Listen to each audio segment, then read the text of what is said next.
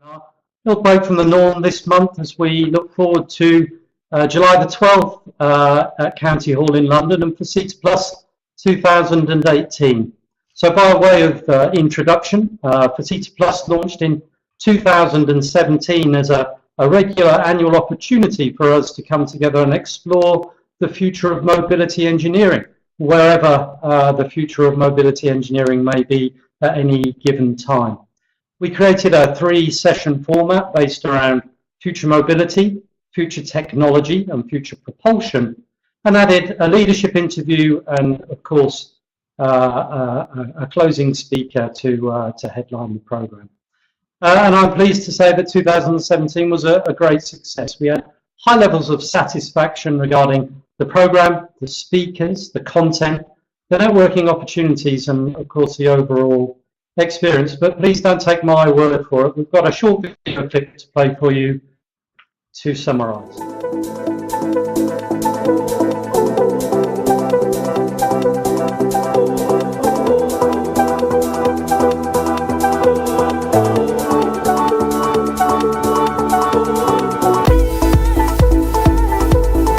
Great listening to, I suppose, so many leaders within our industry and how they see the future.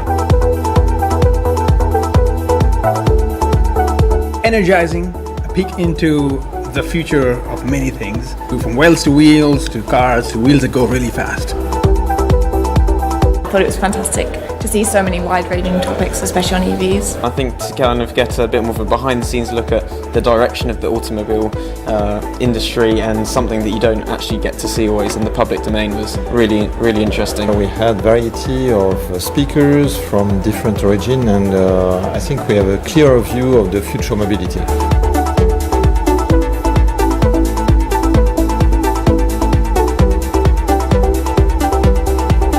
Great conference because gathering different people from the industry, and I think it's changing the views and try to manage all the challenges we see in the world of mobility today. I think the future is already here. It just needs to be rewired by coming together.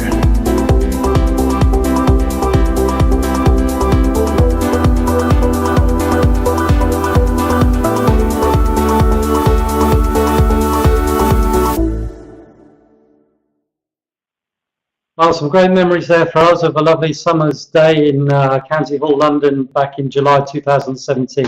So for 2018, we kept the same format, 3 sessions, 1 leadership interview and 1 headline speaker to close the day out with a real positive. Same great venue, Hall, London. I think I've said it enough times this morning already. And we expect another great, engaged, diverse audience. It certainly was one of my aspirations for FISITA Plus as a conference, when you stood on the stage, not to look like a traditional automotive conference. And I can tell you that's exactly what it looked like last year and exactly what we anticipate to have again this year. There is, however, one significant difference. And whereas last year I collaborated with Paul Mascarenhas on the speaker lineup, I felt that pretty soon our networks and our knowledge base year on year would dry up if we carried on doing that year on year. And that'd be a bit dull for everybody. So what we need to do to make sure that we keep pushing the boundaries of the technological knowledge base here is ask 3 experts to join us and lead in curating each of the 3 sessions. So I think this is a really strategically important added ingredient for 2018 and how better for us to review this move than to ask our experts. So first of all, session 1, the mobility ecosystem. I'm delighted that Olivia Walker, who's head of city development and mobility solutions at Bosch, agreed to join us and has done a great job in collaborating, working with us in constructing the mobility ecosystem session. Session number 2, future technologies. Well, if there's a guy that you want to talk to about future technology, that might be Dr. Geoff Davies, who's Chief Strategy Officer at Horiba, MIRA, and Geoff and I have worked together closely, and Geoff's done a great job in putting this session together as well. And then session number 3, energy and propulsion systems of the future. If there's one guy you want to ask a favour of and guarantee you'll get 100% commitment, then that's Professor Chris Brace, who's a good friend of ours and also Professor of Automotive Propulsion at Bath University, again, another outstanding job in pulling together a really dynamic session for us around energy and propulsion of the future. So from me, I'm delighted to welcome these experts to our team. They've contributed to a really outstanding speaker lineup for you for 2018. And I'm proud that together we've actually pushed those boundaries. We haven't just talked about it, we're actually making sure that the speakers and the content of 2018 move us ahead of where we were at in 2017. And that's been our driving vision for the conference since inception last year. So therefore we can expect a great day of thought leadership at FISITA Plus at County Hall, London, July the 12th, 2018. But for today, my role is to let the experts speak, which is one of my strong points, you'll be pleased to hear. So time for me to be quiet for a little while and hand over to the experts we've got lined up for you today. So to talk about session number 1, the mobility ecosystem session, please welcome from Bosch, based here in the UK, Olivia Walker. Olivia, over to you. Hi there, thanks very much. Hi everyone. Morning, noon, evening, wherever you are in the world. Thanks so much for FISITA for inviting us to take part. It's a real pleasure, and really look forward to a great event. A couple of quick sentences about Bosch. I'm sure you've heard of us, but I'm part of a fairly new team that's been around for about a year now, and that's a global team focused on urban mobility. And the reason why we're focused on urban mobility is really due to the challenges urbanization are presenting cities. You know, we like to, as inventors, we like to go where there are problems, and the challenges that cities have regarding transportation are significant as people flood into cities and urbanization rates go up. So we feel there's a lot of new business models to be explored in the world of mobility. So I lead that globally for Bosch, and we've got teams on the ground in London, Mexico City, Bangalore, and Chicago, and we're expanding throughout this year. So I've got a great panel, and I think that the theme of the panel is not just restricted to cities, but really, like I say, understanding the future mobility ecosystem and how it's rapidly changing, which I'm sure we can all witness as being part of the being part of the mobility industry ourselves. It's rapidly changing due to a number of things, and we investigate that from all angles. But clearly, some key trends are around connectivity, and we've seen this coming for a while. But you know, half the population on the internet now. I read a study the other day that said we spend a large and pretty scary 3.3 hours a day on our mobile phones. The world is connected, and that is driving disruption throughout what we might call the sort of more traditional automotive industry. The car is now a connected device, and as we've moved beyond connected, we're rapidly moving to autonomous. So in terms of the vehicle, that's changed significantly.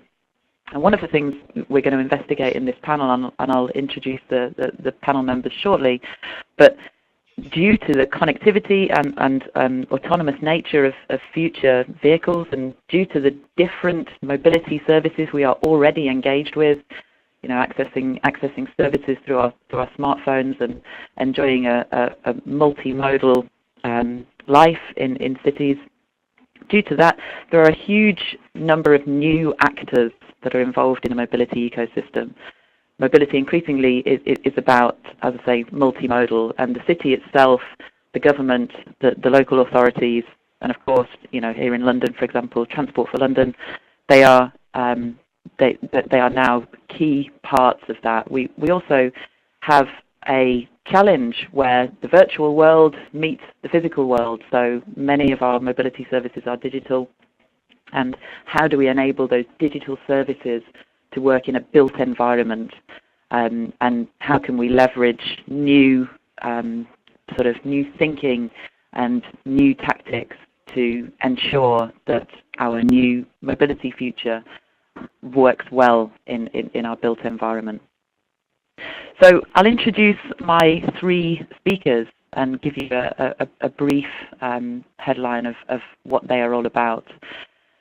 Firstly, we've got Appy Parking. Now, Appy Parking are a fairly young organisation. They were formed in 2013, and they essentially try to make parking an ultimately forgettable experience.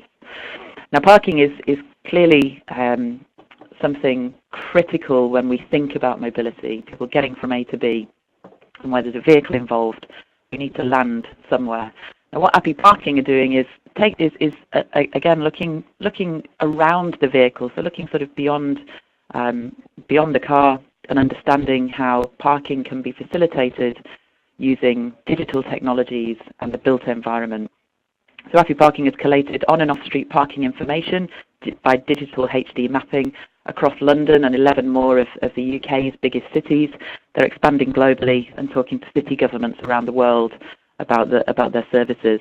It's a free app and essentially allows you to see when and where you can park and at what time of day in real time. By working directly with governments, what Appy Parking does is remove the sort of ownership of parking from the consumer, or the problem of parking from the driver, and allows that virtual parking world to be controlled by the sort of, you know, the government and the local authorities. It's a really interesting and new way of looking at parking. They're a multi-award-winning UK-born startup, and they'll have some really exciting things to say about how going digital with regard to parking is going to save country economies huge amounts of money and save us as drivers, or us as travellers, the ability to forget about parking as a point of stress in our daily lives. We then have immense simulations presenting. Again, I've got quite a young panel. It just shows how rapidly changing the ecosystem is, with lots of exciting new companies joining. But founded in 2016, they were a spin out from the Transport Systems Catapult. Again, it's a startup really, but a rapidly growing startup. They've recently won funding from the National Infrastructure Commission and Highways England for their bid titled Traffic Prediction for Connected and Autonomous Vehicles, where they will consider future issues around road design, traffic management, and how the rules of the road need to be adapted to take into account of this new technology. So again, applying digital services to the built environment to enable us to be prepared for the future, where all vehicles and all of our journeys are connected and eventually autonomous. I then have the Royal College of Art's Intelligent Mobility Design Centre joining us as well to talk about mobility from a design perspective. The Royal College of Art has a multidisciplinary research centre it's a design-led but human-centred approach, and they focus on new ways of designing, influencing user behaviour, and developing new methodologies and mobility typologies to address key societal issues. I always think, you know, this new future is really exciting, and, you know, coming from a technology organisation myself, it's always tempting to focus on the technology, but of course there is the user to consider. We can design the best technology and best services in the world, but unless people want to use those services for travel, you know, there's no point in developing that technology without considering the user interface. So the Mobility Design Centre operates sort of at the centre of intersection of design disciplines, so looking at mobility modes, technology, but also the commercial, social and cultural models that we need to really put the person at the centre. They clearly focus on autonomous vehicles a lot, and there's going to be some really great examples during their presentation about the design of a new emergency ambulance and a new taxi for London. And that's, again, taking into account the sort of human-centred approach of how we will need to interact with vehicles when they are connected and autonomous. So a very diverse and really interesting, rapidly growing businesses that, you know, a few years ago these types of businesses weren't there, and now they're partnering across the world with cities, with car companies, and with you know, companies like us, tier one providers, to address the physical and digital world we'll have in our future mobility ecosystem. So it's going to give us a taste of how the ecosystem is evolving, changing, and going to enable the audience to understand from an engineering perspective and from a mobility perspective how the ecosystem will work together in the future, driven by new mobility challenges.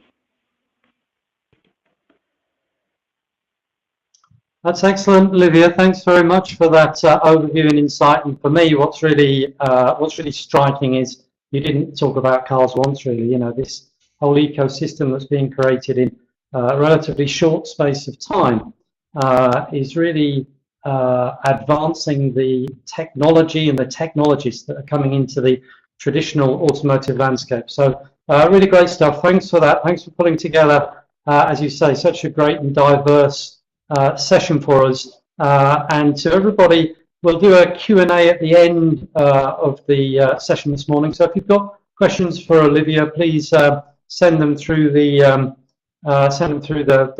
web now, and we'll pull those together at the end. So now I'd like to move on and look at future technology. Geoff Davis, Chief Strategy Officer at Horiba MIRA, has been working hard with us in pulling his session together. So I'll let Geoff get on with it and just hand straight over to Dr. Geoff Davis. Up to you, Geoff.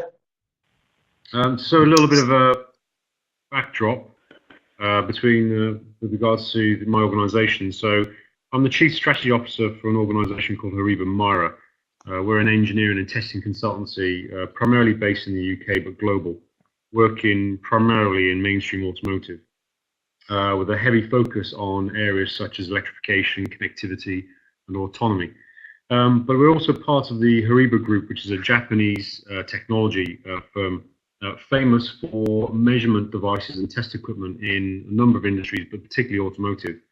I think the theme of the session is very apt, not only for the organisation, the parent company that I work for, but also many people in our field. So my role within the two organisations is to focus on helping develop technology and corporate strategy, implement it, and also oversee the new technology R&D activity that we undertake. So I was asked to look at, to focus on what we would consider as future technologies. So here I'll take a rather large jump and say we're looking at a 10-year sort of time frame. We're all busy at the moment seeing the continued electrification in automotive. This isn't going to stop. It's just going to continue to manifest itself. We regularly see, particularly this year, announcements on new products coming to market that are either fully electrified or highly electrified and therefore hybridized. And we're just going to see that continuing as we see a gradual migration towards platforms that are increasingly electrified and less reliant on solely conventional gasoline and diesel powertrain system. At the same time, we see a continued drive for vehicle connectivity.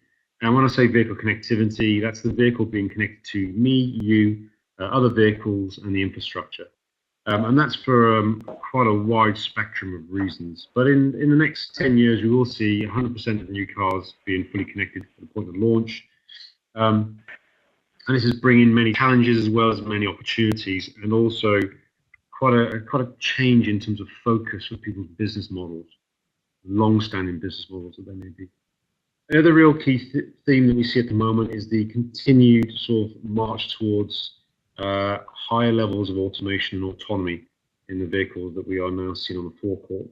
And in the not too distant future, we will see the vast majority of mainstream OEMs will all have products that are highly autonomous, not fully autonomous, but definitely highly autonomous, certainly within the next sort of 10-year period, by 2025, let's say. And beyond that, we'll start to see vehicles that have very high levels of autonomy. So those who are familiar with the terminology in this space, we'll see vehicles that have level 4 autonomy, possibly by 2030. But saying those dates today, I could be wrong tomorrow because the dates continue to move as we see new technologies and new strides in products. However, with those three key technology trends in sort of the backdrop, what's really going to be challenging in 10 years' time? Because we're all busy working on those themes anyway at the moment. But what are we going to be doing in 10 years' time? So I've really wanted to look at, in 10 years' time, one of my R&D engineers, what will be their main challenges and what will be their areas of focus? Will they be based on those same main themes that I've mentioned and iterations of them and evolutions, or will it be something completely different? So We've got a really good lineup with three key people who can hopefully shed a light on this subject to identify, what's their view of the R&D landscape in 10 years' time. So I've got, I'm very pleased to announce that we've got Stefan Dew. He's one of the directors from the European Council for Automotive R&D, otherwise known as EUCAR. EUCAR's mission is really to strive on the coordination and leadership of automotive R&D within the automotive segment across the European countries as well as globally. So he has a very good perspective of kind of what will be the challenge in 10 years' time, and what we'll be focusing on, where will funding and activity be focused. In addition to Stefan, I have Ami Dotan from Horiba Security. So Horiba Security is an organisation that really lead in the some of the activities on the endpoint of automotive cyber security and vehicle resilience. So how will we ensure that we have vehicles that are protected and safe from the various threats that we see now and those that we perceive we will see. And why is that important? Because if we have a continued migration towards vehicles that are highly connected and highly autonomous, or increasingly autonomous, then we will start to unpick and open opportunities for exploitations and threats. And that will be a continually evolving challenge for organisations like Horiba to ensure that our products are safe in a way that our industry hasn't really considered it in the past until recently. And then finally, I have Tom Westendorp from NVIDIA. Many of you will be familiar with NVIDIA, a maker of very powerful chipsets, originally emerging from the gaming industry, but now very much established in automotive. And Tom's going to be giving us a view as to the emergence of technologies such as deep learning and artificial intelligence in the rollout and development of autonomous and connected vehicles. We have vehicles now in the market with levels of automation or autonomy at level 2, possibly moving on to level 3. But as we make some significant jumps towards level 4 and above, we are starting to see the emergence of artificial intelligence and deep learning that will really allow us to validate in a virtual environment, so we move away from physical testing, and also overcome some of the key challenges we have as we try to understand the environment around the vehicle so the vehicle can operate safely. Very topical at the moment, and that's clearly going to emerge as a challenge in years to come, and will clearly be a real influencing factor on R&D in the spectrum, in the time frame that we're looking at. So with the three of us, or my three guests and myself, I'm looking forward to a really interesting conversation on the emergence of the continued emergence of these technologies, and how will it manifest itself in our R&D environment in circa 10 years, and what will be the focus of all of our R&D engineers in this space. So a really exciting a couple of presentations and a conversation afterwards with regards to what our areas of focus will be. Excellent, Geoff. Thanks for the overview, and I think that's a really neat session. We've got EUCAR that will bring the perspective of some of the traditional OEMs from their members, and then we've got some disruption and future kind of silicon-based technology from NVIDIA, and then of course, one of the real keys as we move forward is cyber protection, and I think with Horiba coming along, I've seen some really neat stuff from them around how they're, pushing the boundaries in their own area forward. So great stuff. Looking forward to the session on July the 12th, and I think we've got future technology well covered there. So really great stuff. Any questions for Geoff? Get typing them, sending them through now, and we can bring them into the discussion for 10 minutes at the end. But before we do, session number 3. Energy and propulsion of the future. Chris Brace is waiting to talk to us from Bath University and give us the overview on the third and final session for FISITA Plus 2018. Over to you, Chris. Hello everybody, thank you Chris for that. It's great to be here and to see all of you online listening to this session. It promises to be a really exciting event, and I'm really pleased to be involved with this. Thank you to Chris and FISITA for reaching out.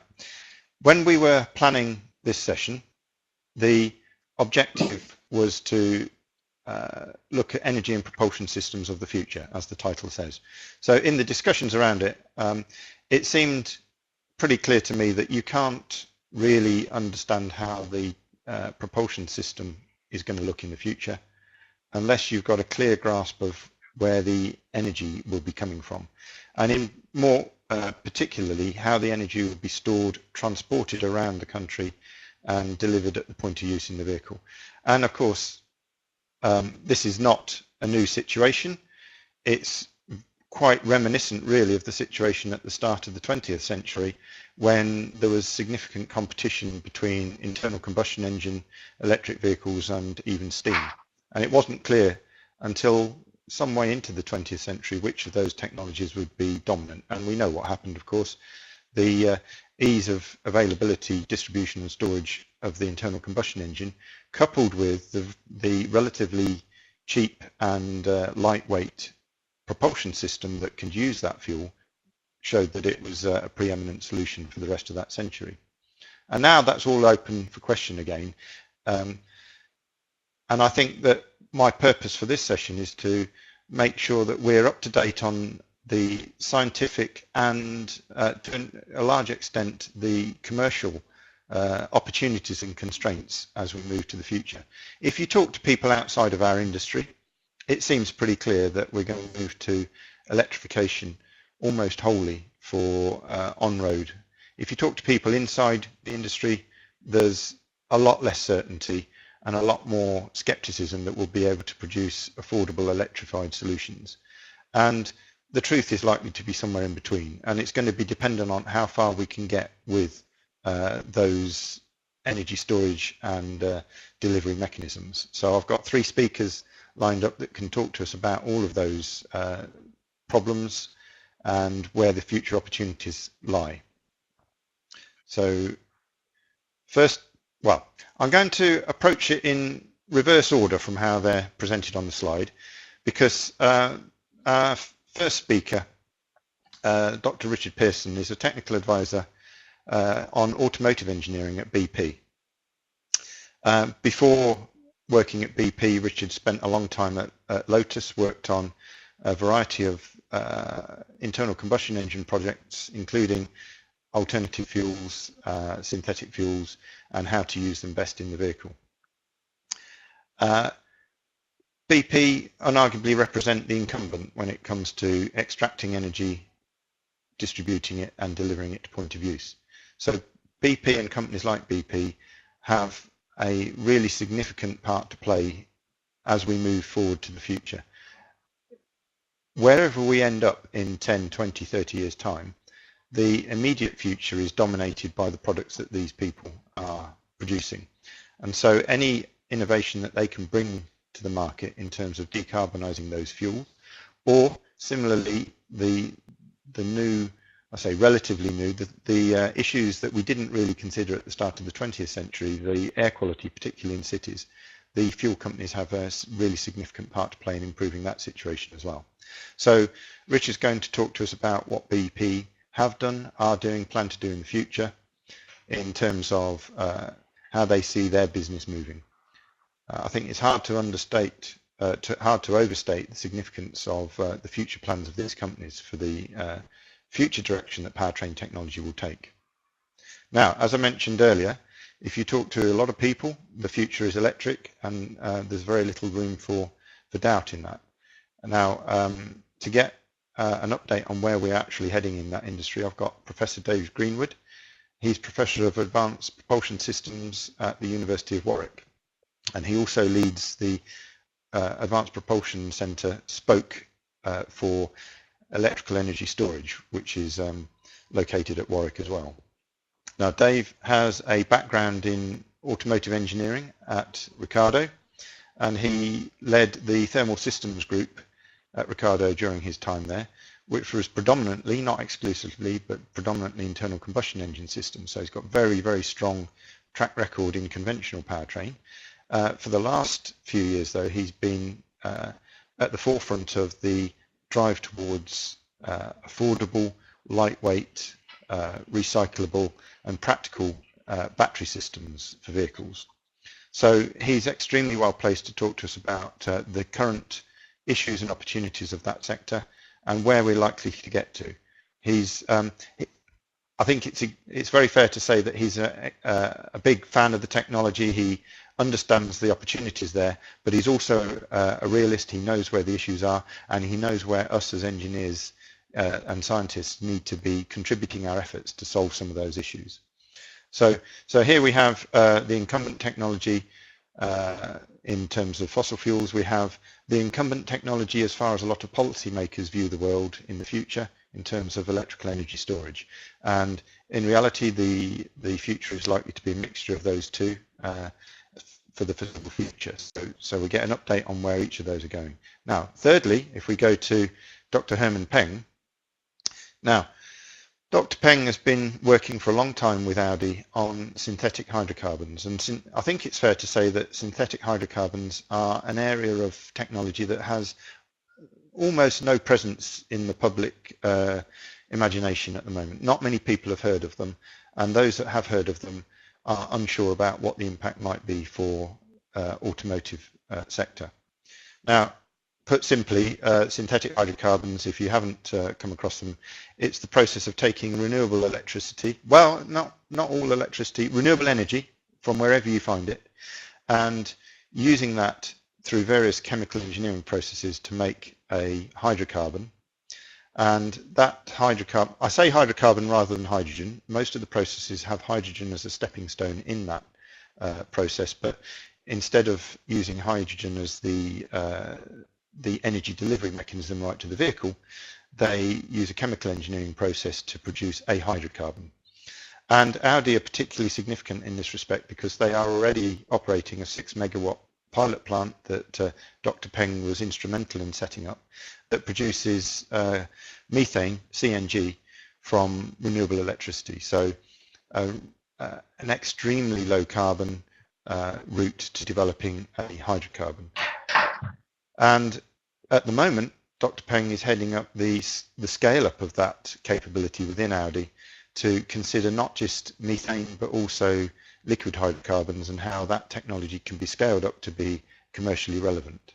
Now, so that offers, in some senses, a very similar opportunity to the incumbent technology of fossil fuels, with the really important benefit that it disrupts or it breaks the deadlock around global warming and CO2, because it's a short loop, closed cycle that has the potential, in fact, in some circumstances, to be carbon negative, to take CO2 out of the atmosphere under some situations. But it certainly offers the opportunity to be highly competitive with fossil fuels, and really upsets all of our life cycle assessments about where we think the future should be going. So between the three of those speakers, I think we've got a really good view of where the current state of the art and where the potential future opportunities are in terms of the conventional industry with fossil fuels at the heart today, with the perceived future and where the issues are from electrical energy storage, and then the left field, what we can do with synthetic hydrocarbons and how that might influence everything we do on future propulsion systems. The reality is we're going to have a blend of all of those, but it's impossible at this stage to suggest that we understand how important each of those strands will be in 10 years, 20 years, let alone further ahead than that. And it would be really interesting to hear these guys tell us how they see the future playing out. Okay, thanks, Chris. That's great, Chris. Thank you, as ever. A really thoughtful and detailed contribution today and putting the session together. I think what I see crystallising in front of us when we hear from each of our three curators is that it's the engineers that create the solutions once again. So some of the challenges that are in front of us are due to 100 years of an incredibly successful automotive industry. But that automotive industry has been based on internal combustion technology and has led to societal challenges that now the engineers are looking to fix. So when we look at the ecosystem, who would have thought 5-10 years ago that the first thing we talk about is parking, is getting a car into an available parking space to ease congestion. Simple stuff, but you know, I think that the time has to be right for all these technologies to come together. So then we think about you know, the traffic flow challenges, not just car parking, and so that's where, you know, we can get Robin North involved in the discussion. And then design-led mobility is a phrase that probably you know, some of our bosses back 10, 20 years ago would have scratched their heads at, but very, very relevant today. So the ecosystem then leads us into the technology. The technology has to change because the technology is coming to the end of its life cycle. So, you know, we can look at how the OEMs are shaping, forming new businesses to create the operations that will be required for the next 100 years. And then we can look at all the cyber challenges that come through connectivity and the risks and the rewards that will be attached to that. And then, of course, technologies of tomorrow are moving us further and further away from traditional mechanical or electrical engineering. Many, many disciplines of engineering capability will be required to drive our industry forward. And then really pulling the whole thing together for me, energy and propulsion, moving us through to a position where we're using references such as synthetic hydrocarbons as energies of the future. And I'm sure as we move forward year on year, such references will become as familiar to us as mobility is today that wasn't 5 or 10 years ago. So I'm delighted to be able to pull this program together by FISITA and the hard work of our guest curators. I look to wrap the session up today. It's been really great to have your attention and to hear from Olivia, to hear from Geoff, and to hear from Chris. All that's left for me to do is to encourage you, if you haven't yet, to secure your ticket and come along and join us on July the 12th and learn more from the experts that our experts have selected. So thanks for attending today, and I look forward to seeing you in London next month. Goodbye.